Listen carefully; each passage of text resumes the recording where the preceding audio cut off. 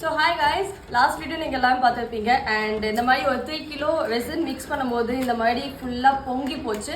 So ஏன் இப்படி ஆச்சு, என்ன மிஸ்டேக்கால இதாச்சு, எப்படி இதை அவாய்ட் பண்றது, இந்த வீடியோல பார்ப்போமா வாங்க. So 3 kgs of resin நாங்கள் இங்கே மிக்ஸ் பண்ணியிருக்கோம் and இது எதுவுமே இன்னைக்கு ஹீட் ஆகலை. வெயினாக இருக்கிறதுனால resin வந்து நார்மல் டெம்பரேச்சர் ரூம் டெம்பரேச்சர் இருந்தால் மட்டும்தான் அது செட் ஆகும்.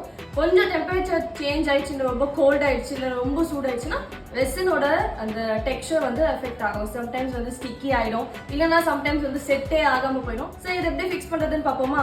And one more thing, N mask இங்கே ஏதோ இருக்குது. எப்போவுமே மாஸ்க் யூஸ் பண்ணிட்டு தான் நம்ம ஒர்க் பண்ணணும். இப்போ வீடியோக்காக நான் பேசணும் இல்லையா, அதனால நான் மாஸ்க் இங்கே கழட்டி வச்சிருக்கேன். ஓகேங்களா?